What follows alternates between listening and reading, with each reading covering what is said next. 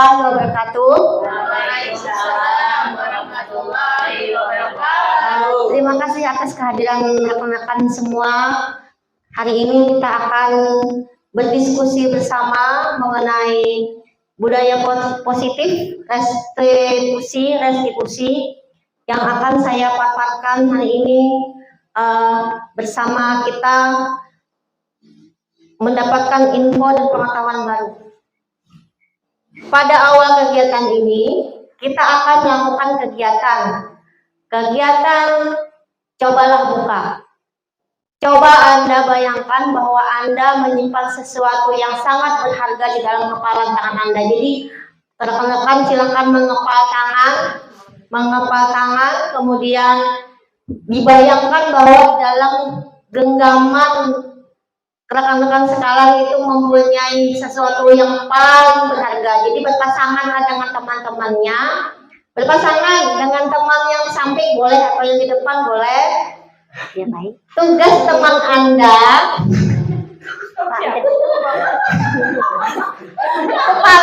itu Pak Joko boleh, dengan Pak atau di sini boleh, sini Pak Ipul. Itu sudah jangan belum. Tugas teman Anda adalah berusaha membuka kepala tangan temannya dengan sekuat tenaga. Oke, ini kan berdua nih. Tugas rekan Anda adalah dengan takut. Oke, tugas rekan Anda adalah membuka sekuat tenaga genggaman tangannya.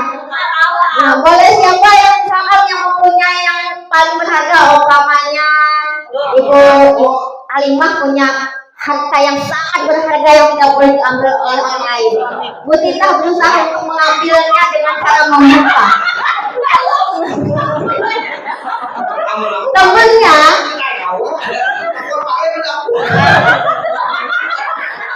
Temennya yang membuka itu boleh mengintimidasi, boleh menggelitik, boleh atau boleh memberikan uang supaya kawannya membuka. Waktunya adalah kita pasang timer. Kita pasang waktunya.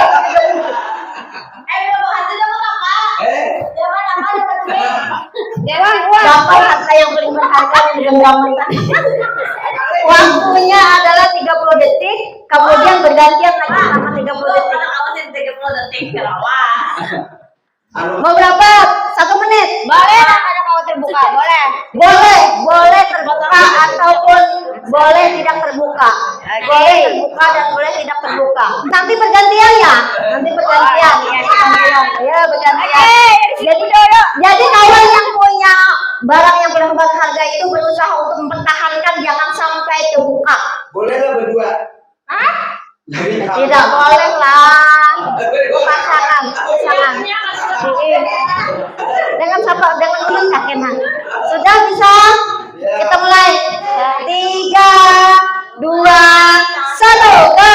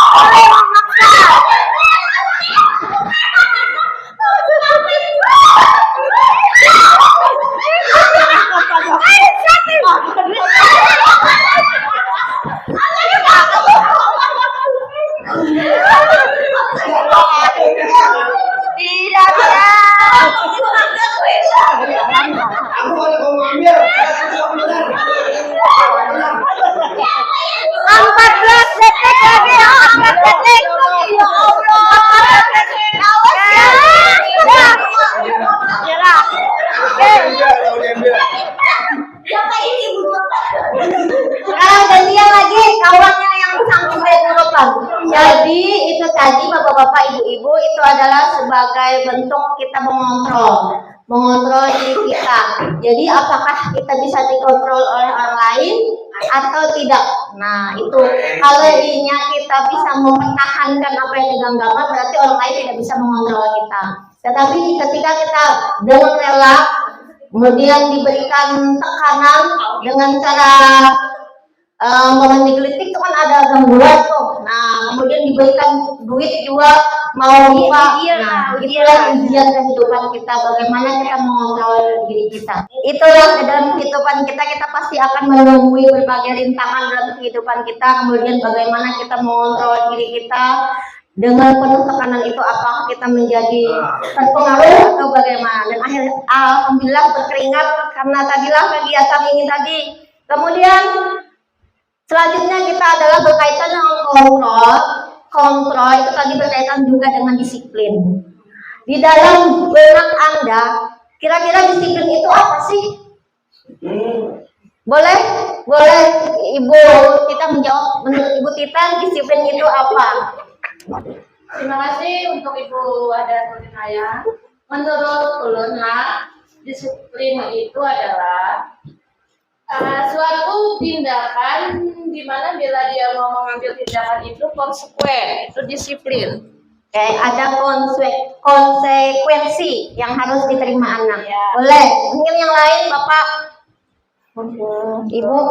Kalau menurut ulun, disiplin itu suatu nilai ketaatan dan kepatuhan terhadap norma-norma atau peraturan yang berlaku. Ketaatan dan kemudian kepatuhan. Ya, disiplin tadi benar, tadi adalah suatu konsekuensi atau ketaatan dalam melakukan sesuatu. Ya, itu. Baik, terima kasih atas jawaban Bapak dan Ibu sekalian. Nah, hal yang sama juga. Nah, sudah berarti dalam pikiran kita ada disiplin itu adalah tertib, kemudian juga aturan, kemudian juga kepatuhan, kemudian juga hukuman.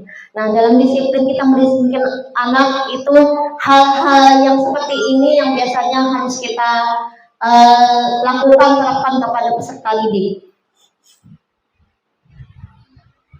Kemudian ada beberapa ahli memaknai disiplin itu. Apa sebenarnya disiplin itu? Diani Gosen ini adalah seorang pakar pendidikan internasional. Dia menyatakan bahwa disiplin itu berarti disiplin atau murid atau juga pengikut. Nah, jadi ada sedikit perbedaan dengan apa yang ada di benak kita. Kemudian juga menurut Cahya Dewantara, pakar pendidikan dari Indonesia yang sudah kita kenal, disiplin itu adalah disiplin diri. Yang dimaksud beliau adalah disiplin diri yang memiliki motivasi internal. Jadi disiplin diri itu yang memang berasal dari diri kita, kesadaran kita. Jika kita tidak memiliki motivasi internal, maka kita memerlukan pihak lain untuk mendisiplinkan kita atau motivasi eksternal. Artinya, ketika kita tidak bisa mendisiplinkan diri kita, jadi kita harus memerlukan pihak lain untuk mendisiplinkan diri kita. Karena berasal dari luar, bukan dari dalam kita. Artinya kita memerlukan bantuan dari orang lain untuk mendisiplinkan diri kita. Menurut Gosen lagi, disiplin diri dapat membuat seseorang menggali potensinya menuju kepada sebuah tujuan mulia. Sesuatu yang dihargai dan bermakna. Dengan kata lain, disiplin diri juga mempelajari bagaimana cara kita mengontrol diri. Jadi berkaitan dengan kegiatan pemantik yang kita lakukan pertama tadi, mengontrol diri. Jadi mendisiplinkan diri kita. Bagaimana kita harus menguasai diri kita untuk memilih tindakan mana yang kita lakukan dalam menghargai dan sesuatu hal yang kita inginkan dengan tujuan yang mulia. Jadi sebagai pendidik, tujuan kita adalah menciptakan anak-anak yang memiliki disiplin diri sehingga mereka bisa berperilaku dengan mengacu pada nilai-nilai kebajikan universal dan memiliki motivasi intrinsik bukan ekstrinsik. Jadi kebajikan universal itu adalah kebajikan yang biasa kita terapkan dalam kehidupan kita. Yang sekarang ini ada profil Pancasila, kemudian juga nilai-nilai kebajikan bagaimana dia bermasyarakat, kemudian bagaimana dia bersosial, kemudian bagaimana dia juga bersikap, kemudian berperilaku di lingkungan kelas, sekolah, maupun lingkungan rumahnya. Itu adalah kebajikan yang besar seperti toleransi, menghormati, menghargai, integritas, kerjasama. Itu adalah kebajikan universal yang memiliki motivasi intrinsik bukan ekstrinsik. Jadi diharapkan murid-murid kita itu memiliki motivasi yang memang dari dalam dirinya, bukan dari motivasi karena dari luar. Jadi memang dari dirinya yang akan berdampak pada jangka panjang, tidak jangka pendek. Dalam kehidupan kita ada motivasi manusia itu yang mempengaruhi kepada perilaku manusia. Nah, ada 3 motivasi yang mempengaruhi perilaku manusia. Yang pertama adalah manusia itu berperilaku karena ingin mendapatkan imbalan atau penghargaan dari orang lain. Kemudian perilaku manusia itu juga dipengaruhi oleh menghindari ketidaknyamanan atau menghindari hukuman. Yang ketiga adalah untuk menjadi orang yang mereka inginkan dan menghargai diri sendiri dengan nilai-nilai yang mereka percayai. Dan kita berharap kepada murid-murid kita semua, mereka adalah termasuk ke dalam menghargai diri sendiri dengan nilai-nilai yang mereka percayai. Karena dari 2 perilaku motivasi perilaku manusia yang untuk mendapatkan penghargaan maupun menghindari ketidaknyamanan itu hanya bersifat jangka pendek, bukan jangka panjang. Kita akan berlanjut kepada hukuman dan penghargaan. Bagaimana pengaruhnya dengan peserta didik kita, bagaimana pengaruhnya juga dengan murid-murid kita untuk kelangsungan dia di dalam kehidupan masyarakat. Di sini ada tabel perbedaan antara hukuman, konsekuensi, dan restitusi. Dan hal restitusi ini baru kita kenal, yang biasanya kita sering kita temui adalah hukuman dan konsekuensi. Di mana hukuman ini adalah yang paling harus kita hindari, di mana menimbulkan anak itu identitasnya menjadi hilang atau gagal, jadi dikatakan gagal sebagai murid. Nah, artinya dia tidak memiliki kepercayaan diri lagi kalau kita menggunakan hal hukuman. Karena hukuman itu adalah sesuatu yang sangat menyakitkan, karena kita biasanya melakukan hukuman secara verbal maupun fisik. Nah, itu akan melukai anak. Yang menimbulkan juga ketidaknyamanan untuk jangka panjang. Artinya ada traumatis secara psikologis. Kalau kita melakukan tindakan dengan cara hukuman, mendisiplinkan anak dengan cara hukuman. Berikutnya adalah korban mendapatkan keadilan. Apakah memang mereka mendapatkan keadilan dengan melakukan hukuman? Dan kita merasa itu adalah adil, tapi tidak begitu bagi anak atau murid yang mendapatkan perlakuan dengan hukuman. Dan murid akan tersakiti. Kemudian identitas sukses, disiplin yang memang biasa seharusnya kita terapkan kepada anak adalah dengan konsekuensi dan restitusi. Di mana konsekuensi adalah sesuatu yang harus terjadi, di mana anak sudah tahu bahwa ketika dia melanggar peraturan yang ada, dia akan mendapatkan konsekuensi. Artinya dia mengetahui sudah dia akan mendapatkan hal yang ini jika dia tidak melakukan atau melanggar peraturan yang ada.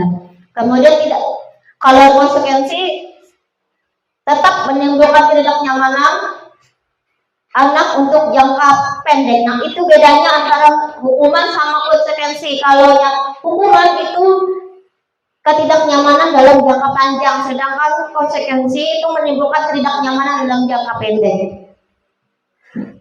Kemudian konsekuensi korban bisa diabaikan, artinya dia tahu tuh bahwa melanggar, jadi sudah jauh-jauh nih kalau aku melakukan ini pasti aku akan berakibat terhadap diriku seperti ini. Jadi kita sudah tahu, anak juga sudah tahu, ya artinya tidak ada luka, karena tidak ada luka yang dalam terhadap anak. Kemudian juga dalam disiplin, dalam bagian konsekuensi, murid anak dibuat tidak nyaman, tetap anak tidak akan merasa nyaman. Artinya ada memang masih kesel, itu ada di diri anak. Kemudian yang ketiga adalah disiplin, yang berikutnya adalah mendisiplin anak dalam berikutnya adalah restitusi, yang baru kita ketahui. Di mana restitusi ini adalah anak diberikan pilihan, kemudian menguatkan untuk murid anak dalam jangka waktu panjang, dan korban mendapatkan ganti, murid anak mendapatkan penguatan. Berarti begini, restitusi anak itu diberikan pilihan untuk menyelesaikan masalahnya sendiri. Jadi kadang dari kita langsung kita mengambil keputusan tidak. Kalau restitusi kita kembalikan kepada anak bagaimana dia bisa menyelesaikan masalahnya sendiri. Kemudian sebagai manusia kita pasti ada kebutuhan anak yang tidak terpenuhi. Kenapa dia melakukan hal tersebut? Pasti ada alasan tertentu. Dari mendengarkan alasan tersebut kita baru bisa masalah apa, kemudian solusi apa yang dapat kita berikan, kemudian yang dapat disampaikan oleh anak. Karena kita memberikan kesempatan kepada anak untuk mencari jalan keluarnya sendiri tanpa harus kita tarik, tapi kita cuma menuntun. Korban mendapat ganti, artinya dia merasa tidak menjadi korban karena dia sendiri yang melakukan, tapi dia sendiri yang mencarikan solusinya. Nah, itu adalah restitusi. Kemudian murid akan mendapatkan penguatan, karena kita tahu kita semua manusia telah pernah melakukan kesalahan. Dari sanalah kita menguatkan penguatan kepada anak bahwa tidak mengapa kalau melakukan kesalahan, karena manusia tidak ada yang sempurna. Nah, ini tidak ada sempurna, jadi itulah yang penguatan. Dan kemudian mereka kita kembalikan ingin menjadi apa mereka nanti. Apakah mereka ingin menjadi sukses? Nah, ketika dia ingin menjadi sukses, bagaimana caranya mengatasi masalah mereka, dan mereka pun mencari solusinya sendiri. Itu adalah restitusi. Ini yang sambungan yang tadi, yang identitas gagal dan melakukan hukuman. Nah, di mana hukuman ini dampak pada murid adalah pasti anak akan merasa marah kepada gurunya, karena hukuman itu biasanya adalah spontan. Nah, spontan kita lakukan dan itunya satu arah. Keputusan untuk memberikan hukuman itu langsung dari kita. Apakah anak setuju atau tidak? Kita tidak akan mendengarkan alasan anak apapun. Blok, dihukum. Nah, yang otomatis anak itu akan menjadi marah, kemudian merasa bersalah, kemudian rendah diri dan mengasingkan diri. Yang ini yang kita takutkan kepada anak didik kita. Dan hukuman tadi tiba-tiba, hukumannya tiba-tiba ketika melakukan langsung kena hukuman, langsung kena hukuman. Nah, itu tidak diharapkan oleh anak dan akan sangat melukai anak. Dan hukuman itu dibuat oleh guru, sedangkan konsekuensi itu dibuat oleh guru dan murid serta anak. Nah, kalau restitusi, nah ini dibuat oleh murid dan anak. Nah, jadi kesepakatan. Kalaunya hukuman tadi lah langsung gurunya, langsung kalau ini masalah langsung kita berikan blok hukuman. Padahal sebelumnya aku ada tahu lah kalau salah kayak gini nih hukumannya kayak gini. Nah, sedangkan konsekuensi gurunya tahu, anaknya tahu bahwa contoh tidak menggunakan seragam sekolah, kan sudah tahu peraturan sekolah harus menggunakan seragam sekolah hari Senin pakai ini, kemudian anak sudah tahu bahwa konsekuensi yang dihadapi apa. Kemudian restitusi itu dibuat oleh murid. Nah, jadi dia membuat peraturan sendiri. Nah, ketika dia membuat peraturan sendiri, dia melanggar. Jadi dia kan yang tahu apa yang harus mereka lakukan kalau mereka melanggar kesepakatan yang ada. Kemudian lagi hukuman itu menyakitkan. Guru menjalani konsekuensi dengan menyalahkan, mengkritik, menyindir, merendahkan. Nah, kata-kata yang biasanya mengkritik, merendahkan, awas kamu ya. Nah, itu sebenarnya adalah sebuah hukuman. Awas. Nah, atau kalau ada pakai sepatu nih, seharian jangan masuk ke kelas. Nah, itu adalah hukuman. Nah, itu menyakiti hati. Padahal anak subuh-subuh bangun, mandi, mau sekolah, ketika ke sekolah kada ditanyain lagi kenapa anak mamanya kada pakai sepatu, langsung tidak boleh masuk kelas, menyakiti hatinya. Kemudian konsekuensi itu membantu guru menyatakan peraturan, melakukan peringatan dan menerapkan konsekuensi. Nah, jadi untuk konsekuensi dia guru ini melakukan peringatan kepada anak. Sedang restitusi menguatkan guru menyebutkan keyakinan kelas memiliki kerangka acuan berpikir restitusi murid dan anak. Nah, tadi kita kembalikan karena yang pertama tadi restitusi adalah peraturan itu kesepakatan itu dibuat oleh anak. Nah, kemudian guru mengingatkan kembali kepada anak, menyebutkan keyakinan kelas apa kemarin yang kamu bikin dengan teman-temanmu. Nah, itu kita ingatkan kembali. Ini adalah perbedaan hukuman konsekuensi restitusi, di mana hukuman itu tidak terencana, bersifat satu arah, yaitu tadi karena dibuat oleh guru saja, murid disakiti melalui perbuatan atau kata-kata. Perbuatan tadi mamanya dihukum apa, disuruh tadi melepas sepatu atau kademas, tidak boleh masuk ke kelas, apalagi dikata-katai, awas mau jadi apa ini. Kalau bakal jadi sukses, nah itu sebenarnya menyakiti anak. Kemudian konsekuensi itu sudah terencana, tetapi guru hanya memonitor murid. Kemudian restitusi itu berdasarkan kesepakatan dan kemudian ada solusi. Silahkan Mbak. Kalau konsekuensi itu tidak ada solusi, Nah, cuman guru mau monitor saja. Nah, ini adalah kata-kata tadi hukuman dan penghargaan ini dibalik lagi dihukum oleh penghargaan. Seperti apa kalau kita ini bisa dihukum oleh penghargaan? Nah, kita lihat ada beberapa hal kenapa kita bisa dihukum oleh penghargaan. Nah, yang pertama adalah penghargaan itu berpengaruh pada jangka panjang dan jangka pendek. Jadi penghargaan efektif jika kita menginginkan seseorang melakukan sesuatu yang kita inginkan dalam jangka waktu yang pendek. Jadi kalau yang kita disuruh, maulah pian mengerjakan ini, nanti gue beri ini, baru mau. Karena berikutnya beri lagi, mau, beri lagi, mau. Nah, itu akan berpengaruh pada jangka pendek. Ketika kita kadang memberi sesuatu, anak kadang mau mengerjakan. Nah, itu jadi jangka pendek tidak ada motivasi dalam dirinya. Tidak ada motivasi intrinsik. Yang kedua, jika kita menggunakan penghargaan lagi dan lagi, maka orang tersebut akan tergantung pada penghargaan yang diberikan serta kehilangan motivasi dari dalam diri tadi. Minta lagi.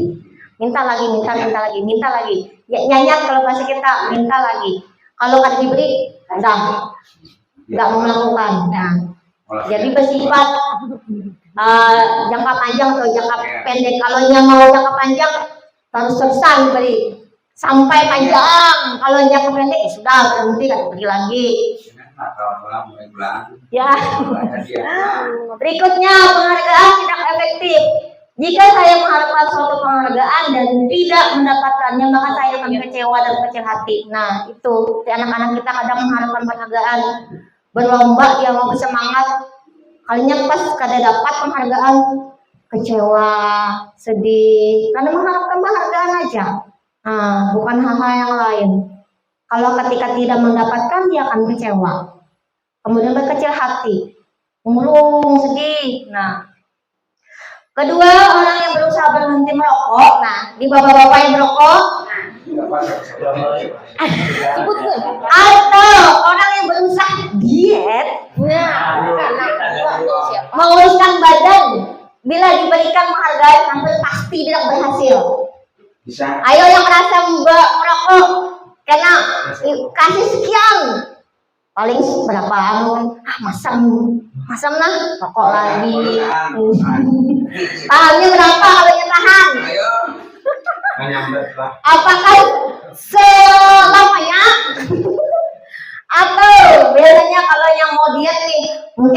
nomor tertentu gitu dulu dah. Anak ada yang 7. Kalau yang ada di 7, sesudah ke 7, oh bajuku sudah masuk nih sesuai dengan body gue. Setelah itu, ujung dia ternyata lebih lebar pada yang dulu. Ya itulah. Ya. Kemudian penghargaan merusak hubungan.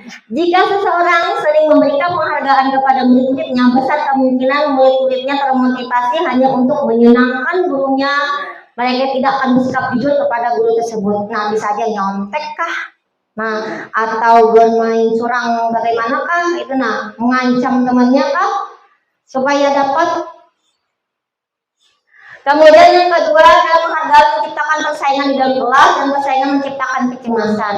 Nah, was-was hati. Seandainya aku tidak ranking, bagaimana? Cemas asalnya ranking 1, takut kalau rendah, takut turun rankingnya.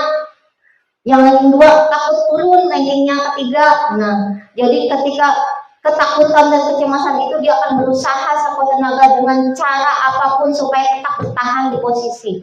Nah, itu akan menimbulkan kecemasan. Dan juga ketika umpamanya temannya ada yang ranking atau mendapatkan penghargaan, ada yang iri nih di antara teman-teman yang lain, akan menimbulkan kebencian. Iri tadi Bang, iri takutnya dibenci. Nah, itu ada penghargaan, gara-gara penghargaan ini tadi. Nah, itu yang mengapa penghargaan itu merusak hubungan. Jadi untuk mendisiplinkan anak itu kita tidak harus dengan cara menghukum, tapi kita awali dengan membuat keyakinan kelas. Keyakinan kelas ini tadi adalah dibuat oleh murid-murid kita sendiri. Nah, itu dengan melakukan keyakinan kelas. Contoh, nah kalau ini peraturan beda dengan keyakinan kelas. Peraturan itu seperti apa? Kalau peraturan itu biasanya dibuat oleh guru tanpa murid ikut. Nah, ikut, jadi anak itu tidak tahu apa sih isi aturan itu sebelumnya. Nah, itu bedanya. Kenapa tidak peraturan kelas saja? Kenapa harus keyakinan kelas? Kenapa kira-kira Bu, Bapak? Kayaknya sama aja sih isinya peraturan kelas lawan keyakinan kelas. Mungkin ada yang bisa. Peraturan tadi beda kan? Keyakinan dari murid. Ya. Peraturan kan dari guru. Kalau dari Kalau dari murid kan itu atas kesepakatan bersama. Jadi secara kada langsung murid yang memutuskan, yang membuat aturan itu dia sendiri, yang menerima konsekuensinya yang sudah ditetapkan. Iya betul. Kita ambil untuk ibu kita. Jadi berbeda ya peraturan kelas dengan keyakinan kelas. Kalau peraturan kelas itu cenderung perintah.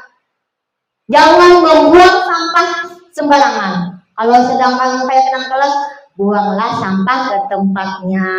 Nah, setiap orang membuang sampah ke tempatnya. Kalau tidak boleh masuk terlambat namanya. Kalau keyakinan kelas, masuk tepat waktu. Nah, jadi kalimatnya itu lebih positif dibandingkan yang peraturan. Kalau peraturan itu kayak perintah gitu nah, tetap perintah. Kalau sedang keyakinan kelas berbeda. Jadi setiap orang harus datang tepat waktu. Coba kalau yang peraturan tidak boleh datang terlambat. Nah, beda kan? Nah, kemudian setiap anggota kelas perlu senang. Nah, jadi pelajaran menyenangkan. Jadi ini adalah contoh-contoh keyakinan kelas dan disepakati oleh murid-murid kita bersama dengan guru. Dan itu dibuat oleh murid juga. Ini adalah 5 kebutuhan dasar manusia. Mengapa kita sebagai manusia itu tidak disiplin atau tidak mampu mengontrol diri kita? Yang pertama adalah apakah mereka menggunakan disiplin itu tidak mampu bertahan hidup? Jadi teman-teman Indonesia itu adalah untuk bertahan hidup, kemudian untuk kasih sayang rasa diterima, penguasaan, kesenangan dan kebebasan. Jadi ketika anak kita melanggar disiplin, itu mungkin saja dari 5 kebutuhan ini tidak terpenuhi. Umpamanya nih, mengantuk di kelas, apakah anak itu karena kelaparan? Nah, jadi termasuk dalam tahan hidup, jadi belum makan nih, sakit perut di dalam kelas, ketiduran karena menahan sakit perut tadi, menahan laparnya. Atau ketika anak begitu bertingkahnya, mungkin saja dia kekurangan kasih sayang, mungkin saja dia kekurangan kasih sayang. Kemudian ketika anak umpamanya diam aja di kelas, padahal anak tuh pinter, nah pinter anak tapi diam, kayak mengucilkan diri, menarik diri dari lingkungan dan pergaulan teman-temannya, mungkin saja dia mengharapkan penguasaan, atau mungkin saja mengharapkan hal-hal yang lain, penerimaan dia, padahal dia menguasai sesuatu hal, tetapi kayaknya tidak dipandang oleh kita karena kita ada peka. Nah, mungkin saja itu sebenarnya dia bisa mengembangkan potensinya. Kemudian juga ketika umpamanya anak bermain di dalam kelas, mungkin saja dia tidak mendapatkan kesenangan ketika di rumah. Jadi hal-hal itulah yang harus kita gali, kita cari penyebabnya kenapa anak itu melanggar disiplin.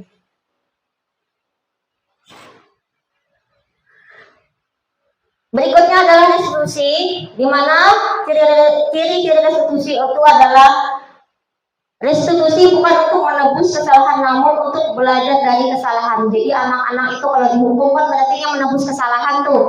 Sedangkan restitusi itu anak dari kesalahan itu dia belajar bagaimana mencari solusi, kemudian belajar dari kesalahan itu supaya anak tidak lagi mengulangi kesalahan yang sama. Restitusi memperbaiki hubungan. Jadi ketika dilakukan restitusi, dia akan menjalin hubungan yang baik antara guru dan temannya. Nah, jadi dengan teman yang mempunyai contoh anak berkelahi. Jadi kita tidak menghukum, tetapi kita menyadarkan anak dengan keyakinan kelas yang tadi. Kemudian kita cari juga alasan anak, kita dengarkan alasan anak kenapa dia melakukan hal tersebut. Siapa tahu dengan kebutuhan tadi tidak terpenuhi oleh anak. Nah, kemudian kita minta mereka mencari solusi mereka sendiri. Nah, mencari sama-sama sepakat. Kemudian umpamanya sepakat nggak sama temannya? Kalau sepakat kan artinya tidak ada masalah di hubungannya. Ibaratnya ada dendam lagi dengan sesama mereka. Restitusi adalah tawaran bukan paksaan. Jadi menawarkan solusi tadi. Jadi kalau kita yang memberikan solusi, artinya kita memaksakan. Nah, keputusan dari kita, tetapi restitusi tidak. Keputusan oleh mereka, solusi mereka. Nah, kita cuma menuntut, anak apa yang mereka pilih.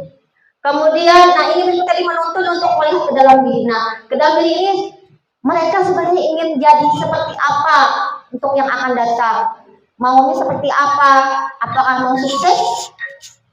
Apakah mau seperti ini?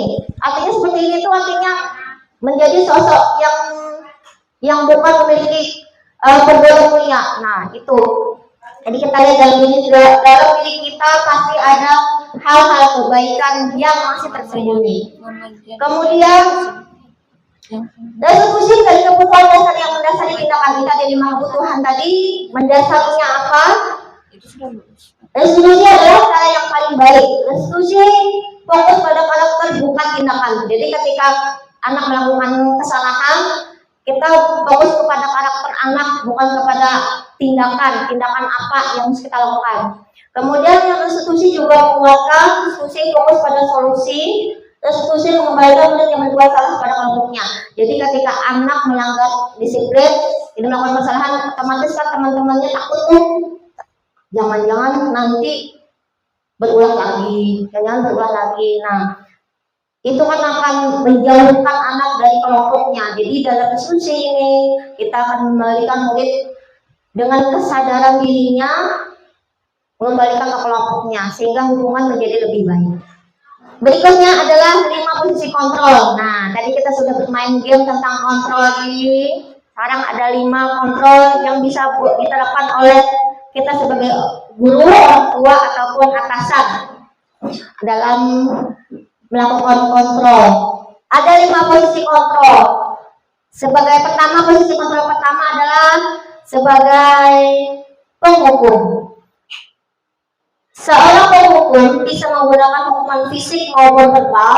Orang-orang yang menjalankan posisi penghukum senantiasa mengatakan bahwa sekolah memerlukan sistem atau alat yang dapat lebih menekan murid-murid lebih dalam lagi. Contoh, contoh biasanya kalau kita dalam posisi kontrol sebagai penghukum, nah biasanya yang kita ucapkan adalah awas, ya. Pokoknya saya awas, nah atau kamu selalu aja salah.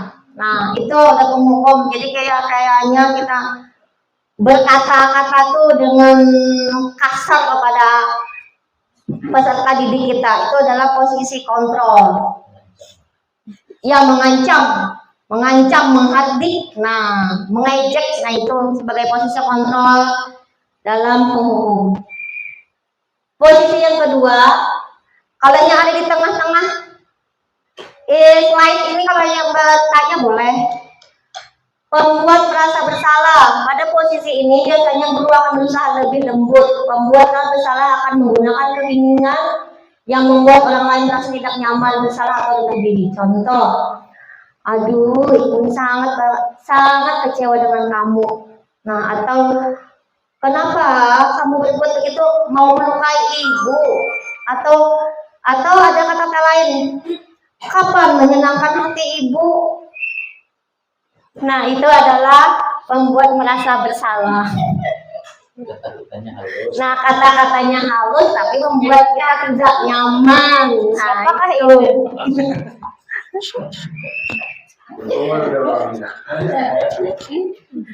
Berikutnya adalah 5 posisi kontrol kita sebagai teman. Yang ketiga, guru pada posisi ini tidak akan menyakiti murid, namun akan tetap berupaya mengontrol murid melalui persuasi. Posisi teman pada guru bisa negatif atau positif. Yang biasanya guru yang masih dalam posisi ini adalah akan berkata, ya ingat tidak bantuan bapak selama ini, atau ingat enggak bantuan ibu selama ini, coba diingat. Nah itu adalah sebagai teman. Nah kemudian ya sudah, kali tidak apa-apa, nanti ibu bantu bereskan, namanya seperti itu. Nah jadi kayak ada kedekatan kita dengan murid kita. Bersifat bisa negatif atau positif.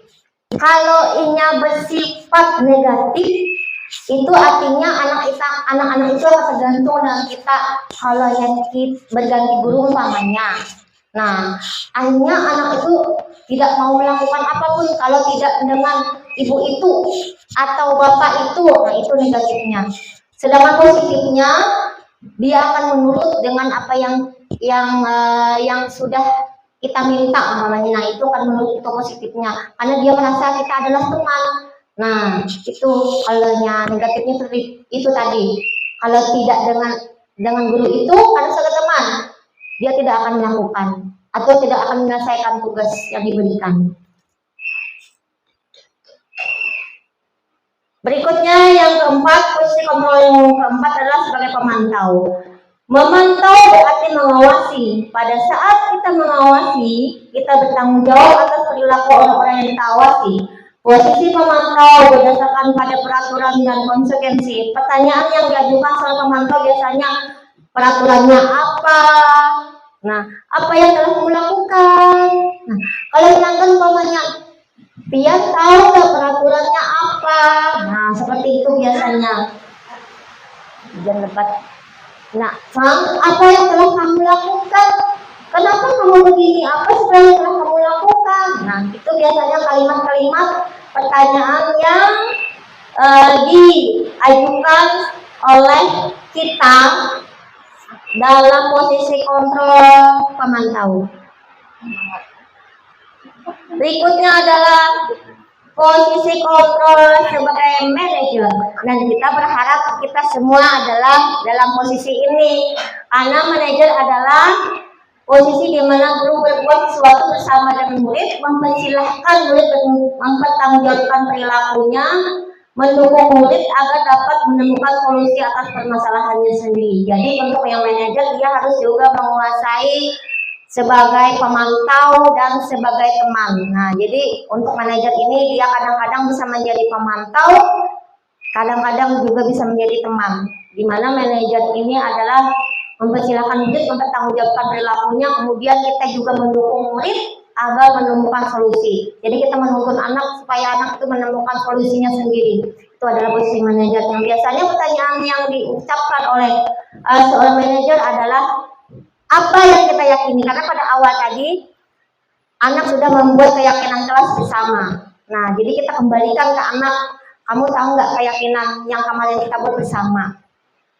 Kemudian jika kamu meyakininya, apakah kamu bersedia memperbaikinya? Jadi kita kembalikan juga kembali anak, bagaimana cara anak memperbaikinya agar keyakinan yang sudah disepakati tadi tidak akan terulang kembali. Melanggar peraturan, melanggar keyakinan yang ada tidak terulang kembali.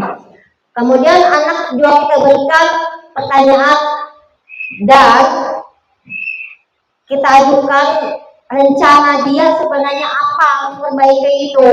Adakah rencana untuk memperbaiki itu? Itu adalah posisi sebagai manajer. Dalam sampai sini ada yang tanyakan nggak dulu? Kita lanjut? Belum? Oke. Dalam teori kontrol ini ada beberapa prinsip.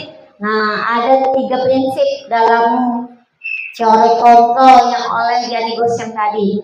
Yang pertama adalah menstabilkan identitas, memvalidasi tindakan yang salah, kemudian menanyakan keyakinan di mana. Menstabilkan identitas adalah kita semua akan melakukan hal yang terbaik yang bisa kita lakukan. Kemudian dalam validasi tindakan yang salah, dalam melakukan kesalahan, pasti semua perilaku itu mempunyai alasan. Nah, kenapa anak berbuat seperti ini, kenapa anak membuat kesalahan seperti ini, pasti ada alasan-alasan tertentu dari murid kita. Kemudian menanyakan keyakinan, kita memiliki motivasi yang internal, artinya di dalam diri anak sebenarnya ada motivasi internal yang ada, dan kita akan menanyakan hal itu kepada anak, apa sebenarnya mereka yakini, apa yang mereka yakini, dan kita harus mengetahui itu, apa sebenarnya yang diyakini oleh murid tersebut.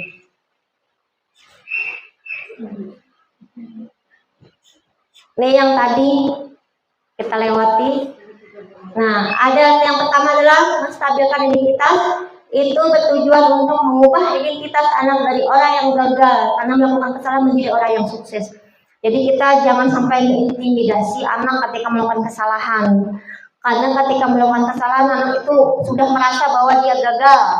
Dia adalah seorang yang gagal. Nah, tetapi dengan kegagalan itu kita akan berusaha membangkitkan anak agar tetap menjadi orang yang sukses. Nah, dengan memperbaiki kesalahannya. Ada beberapa kalimat yang dapat menstabilkan identitas anak itu dengan mengatakan, nah berbuat salah itu tidak apa-apa karena tidak ada manusia yang sempurna. Karena semua kita pasti pernah melakukan kesalahan. Begitu juga anak pasti akan pernah melakukan kesalahan.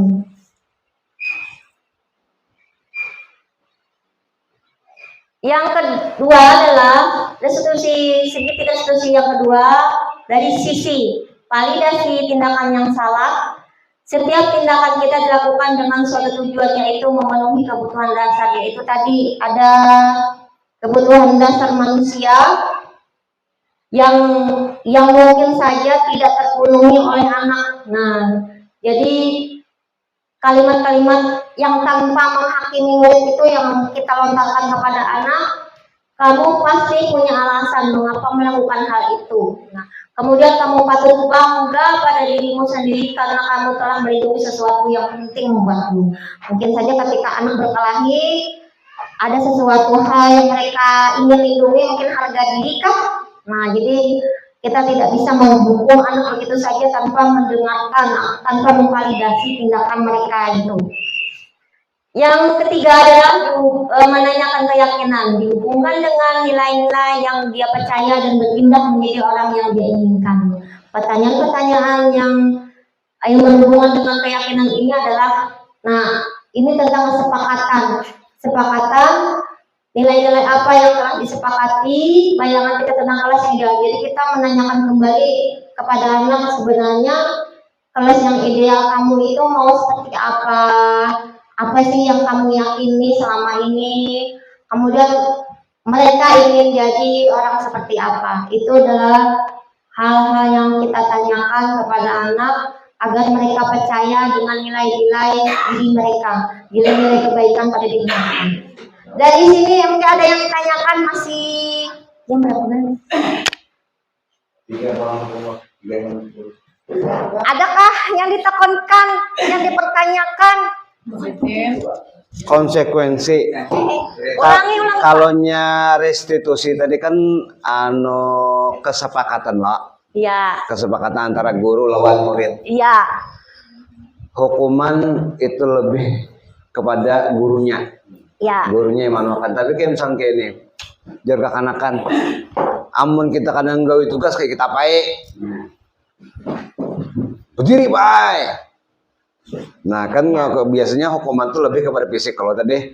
Nah berarti kalau nyanang kayak itu Bang, itu disebut restitusi ke hukuman enggak? Maka itu kan kalau anak-anak Iya. Kan kesepakatan memang kesepakatan darinya kita diriakan Pak. Kita Nah jadi itu apakah ke arah restitusi atau ke arah hukuman? Itu ya. Itu ya, Angge. Terima kasih. Restitusi atau keyakinan itu Pak biasanya kita buat di awal. Di awal masuk. Nah, di awal kita di awal belajar masuk, kan awal pelajaran. kesepakatan, Angge. Nah, itu di awal masuk kita sudah membuat keyakinan dan itu tidak boleh dirubah. Kalau hendak dirubah lagi harus kita ulang lagi umpamanya dari awal lagi atau semester 2 kan. Nah, mau ditambah.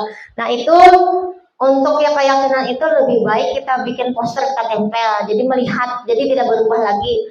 Jadi anak-anak kalau tidak berubah itu kan ingat, kalau inya dadakan itu artinya kita tidak konsisten. Nah, tidak konsisten. Nah, itu yang susahnya. Apalagi kalau Bu, biarkan aja boy, sita Bu. Nah, itu kita artinya tidak memiliki kontrol. Itu artinya kita tidak memiliki kontrol. Sedangkan yang awal kita harus memiliki kontrol. Jadi dan sama dengan anak ketika terpengaruh juga pokoknya atau kita hasut berubah, itu artinya dia juga tidak memiliki kontrol. Jadi ketika kita awal ajaran berarti kita harus memiliki kontrol, harus konsisten, harus memiliki integritas. Nah, jadi itu dari awal kita harus seperti ini terus menerus konsisten. Nah, itu untuk konsistensi, integritas, kemudian beri kontrol, itu yang kita sebenarnya kita ajarkan kepada peserta didik kita. Kalau yang dadakan tuh karena mungkin nyaman aja ibu tuh, nanti kita pengaruhi berubah lagi peraturannya, keyakinan. Kemudian berubah lagi. Itu artinya kita tidak yakin kalau berubah-ubah. Ini kan judulnya keyakinan. Jadi yakin nih bahwa kita mampu. Kalau yang berubah artinya tidak yakin kalau berubah itu. Mungkin hukuman itu masuk ke untuk fisik juga ya Pak, dirikan gitu Pak. Iya, Tapi dari awal memang. Ini di hukuman seperti itu itu memang dari awal juga. Dari awal kalau semester. mulai awal gini, kalau kita membuat keyakinan kita harus bentuk tertulis, jangan secara lisan. Jangan lisan. Nah, kalau secara lisan kita tidak bisa mempertanggungjawabkan. Jadi awal-awal tuh kita ambil umpamanya suara nih dalam pikiran anak, kita tulis di kertas. Dari setiap anak memiliki kertas tulis apa yang mereka ingini agar kelas ini menjadi nyaman, agar menjadi menyenangkan. buat kita ambil umpamanya suara yang tulisan yang paling banyak yang sama, berarti itulah keputusan. Berarti Kemudian ya amunnya kada tertulis berarti bisa jatuhnya hukuman iya, meskipun dari awal karena kada tertulis karena tadi. tidak tertulis, kemudian Iya. kesepakatan itu kan berubah, artinya ada kok apa namanya, kalaunya tidak apa yuk, tidak kita susah untuk bertanggung jawabkan Pak. Nah, Karena karena perasaan ya tahu ada kemarin itu, nah kita susah loh. Perasaan Iya, dagu yang itu kemarin gua, nah, kasar ada mendengar ulunnya, nah itu kita susah lalu. ulun kada turun ya. Nah, itu susahnya. Ulun kada turun, kalau ada mendengar ulunnya. Nah, kalau yang sudah kita bikin poster kecil, yang turun kah? Atau yang 3 bulan kada turun, Iya. tetap malu malihan. Salah ikam kada baca ya Allah. Salahmu tiwas. Iwas kada ikut kesepakatan yang ada. Makanya kamu tuh rajin turun.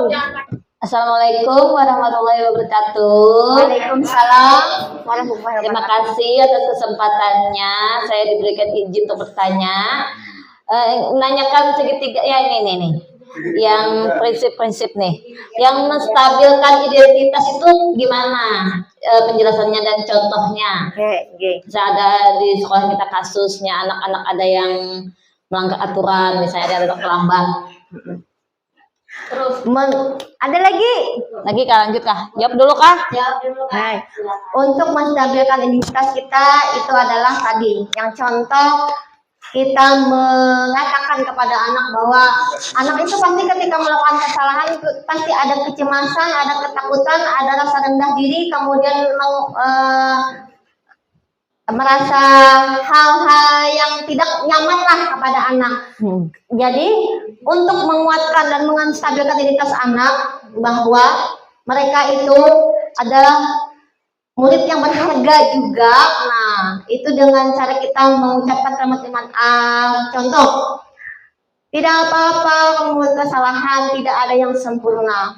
Kalau kesalahan itu semua manusia pasti mempunyai berbuat salah, ya nih. Jadi itu ada misalkan, oh ternyata kalau kesalahan pertama aku tidak mengapa. Nah, dia akan berusaha tidak takut lagi kepada kita. Kalau kita langsung salah, kamu tuh mau jadi apa? Akhirnya anak tuh takut mendekati kita, menanyakan hal yang kecil pun akan takut. Jadi dengan mengucapkan kalimat tak mengapa berbuat salah, toh kita semua pernah melakukan kesalahan. Nah, kemudian kita tanyakan lagi, bagaimana cara kamu mengatasi masalah tersebut agar kesalahan itu tidak terulang? Itu dalam menstabilkan, artinya anak itu bahwa dia tidak kehilangan identitasnya. Asalnya kan dia kehilangan identitas kalau kita hardik. Nah, kita hardik, kemudian kita intimidasi, dia pasti akan merendah diri. Aku ini ternyata manusia yang tidak berharga. Nah, tetapi ketika kita menstabilkan identitasnya, oh sebenarnya secara tidak langsung, oh kamu itu berharga. Nah, jadi kamu itu sebenarnya berharga. Jadi karena kesalahan ini jangan sampai kamu tidak lagi berharga bagi kita, gitu. Nah, itu maksudnya menstabilkan identitas. Artinya dia tetap memiliki kepercayaan diri yang takutnya ketika membuat kesalahan anak itu akan rendah diri atau memiliki kepercayaan yang rendah. Nah, tetapi dengan kalimat yang itu tadi, maka identitas anak itu akan tetap stabil. Nah, akan tetap stabil, akan memiliki tetap memotivasi, tetap bersemangat ke sekolah. Nah, itu takutnya nanti kita menghardik tuh, nah anak-anak tuh mau tidak turun ke sekolahan lagi. Nah, itu takutnya karena kata-kata kita itu tadi melukai dia. Nah, apalagi kamu tuh ada bakalan jadi apa-apa. Nah, alarm berbunyi ini sudah. Ya, itu dari Bu Imah. Oke, terima kasih Bu Hadatul Inayatul. Ada lagi? Assalamualaikum warahmatullahi wabarakatuh. Waalaikumsalam warahmatullahi wabarakatuh. Mohon maaf sebelumnya. Mungkin saya baru bisa dibilang ini adalah kata-kata baru yang saya dengar. Ya. Jadi ada beberapa hal yang ingin saya tanyakan. terkait dengan pertama dulu judul dari materi Anda, yaitu tentang apa itu budaya positif. Itu dulu, seperti itu pertama. Selanjutnya, hal apa saja yang termasuk dalam kegiatan budaya positif itu? Lanjut. Setelah itu pertanyaan yang ketiga mungkin agak lebih banyak ya Bu ya. Kan saya dengarnya ini sepertinya baru gitu, di telinga saya seperti itu. Mungkin kalimatnya atau kata-katanya yang baru. Ulangi yang pertama tadi, apa itu budaya positif dan hal apa saja yang termasuk kegiatan dalam budaya positif. Selanjutnya, hal apa yang harus kita lakukan agar proses budaya positif itu dapat terlaksana. Pertanyaan selanjutnya, apa hubungannya budaya positif dengan restitusi dan keyakinan kelas yang Ibu jelaskan? Selanjutnya, manfaatnya bagaimana dengan budaya positif itu maupun dengan keyakinan kelas yang sudah dijelaskan tadi. Terima kasih. Mohon maaf pertanyaannya terlalu banyak. Kepada Ibu, saya ucapkan terima kasih.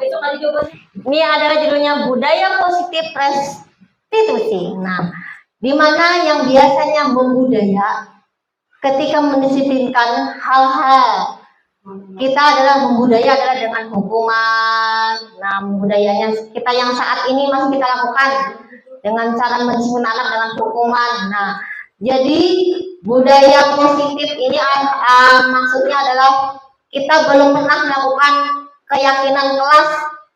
Kira-kira rata-rata kira-kira ada pernah kalau kita membuat keyakinan kelas. Nah, itu adalah yang kita ingat sebagai budaya positif, dan mulai saat kita belajar ini menjadi budaya. Nah, ya, hal-hal yang baik, positif itu baik, yang kita harapkan budaya.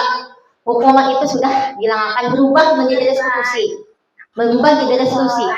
Nah, kemudian lagi juga yang biasanya peraturan kita rubah juga dengan keyakinan kelas. Kemudian juga yang biasanya kita tidak memvalidasi, tidak menstabilkan identitas. Nah, dan kemudian tidak juga menguatkan peserta didik, kita rubah menjadi budaya yang kita restitusi tadi.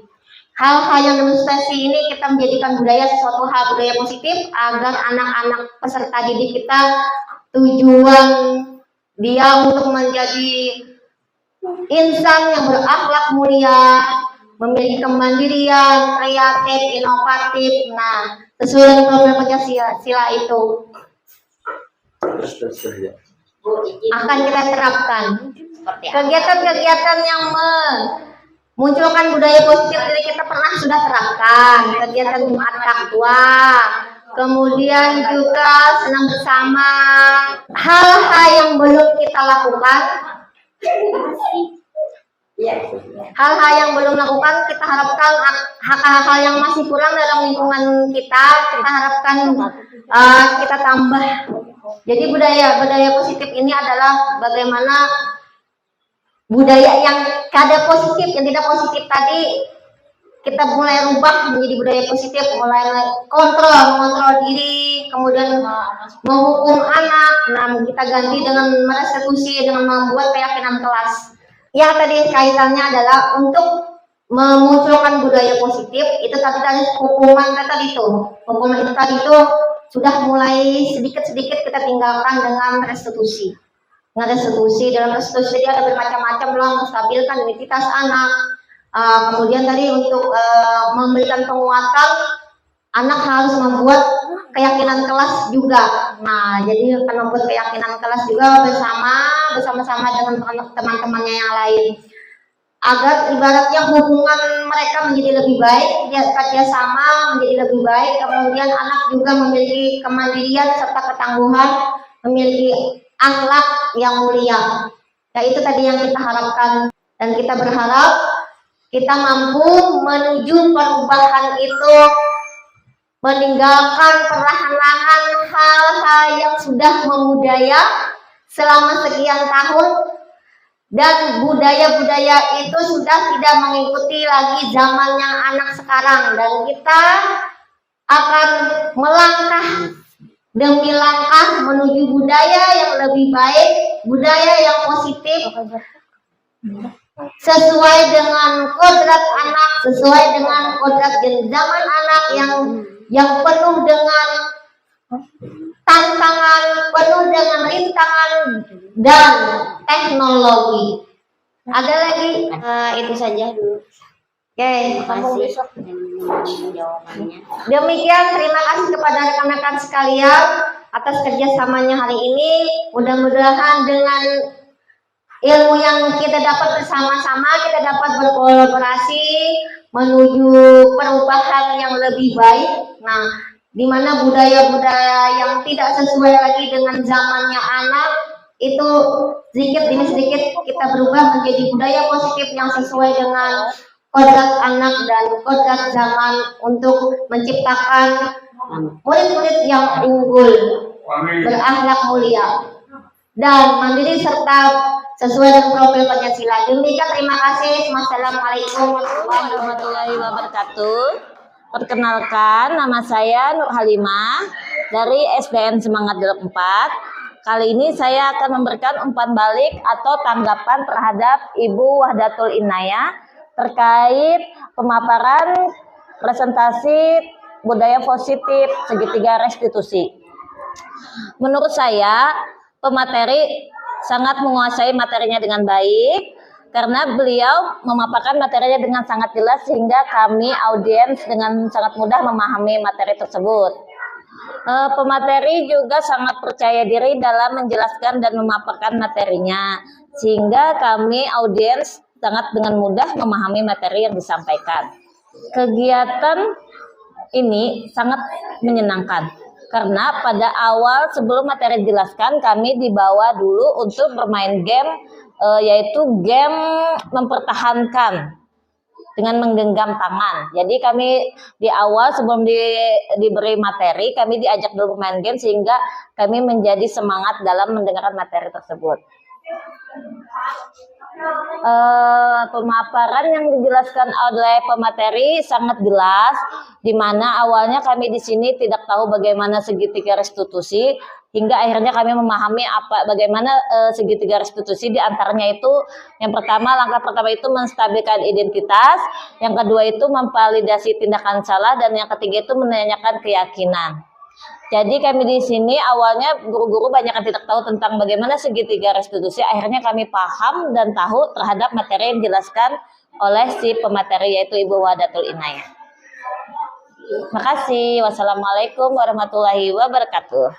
Assalamualaikum warahmatullahi wabarakatuh. Perkenalkan, nama saya Muhammad dari SDN Semangat Dalam 4. Saya akan memberikan umpan balik terhadap Ibu Wahdatul Inayah yang mana telah melakukan presentasi berkenaan dengan budaya positif, terutama berkenaan dengan menguasai atau tidaknya tentang materi yang dia sampaikan, yaitu adalah saya menanggapi soal itu, yaitu Ibu Wahdatul Inayah ini sangat menguasai materi yang dia sampaikan, terutama saya sangat memahami apa yang dia sampaikan. Kemudian saya juga melihat bahwa Ibu Wahdatul Inayah ini menyampaikannya sangat percaya diri dalam menjelaskan berkenaan dengan budaya positif ini. Untuk kegiatan tersebut sangat menarik dan menyenangkan. Pertama, Ibu Wahdatul Inayah ini membawa materi, menyampaikan materinya, yaitu membawa satu permainan game yang di awalnya jadi sangat menarik dan menyenangkan.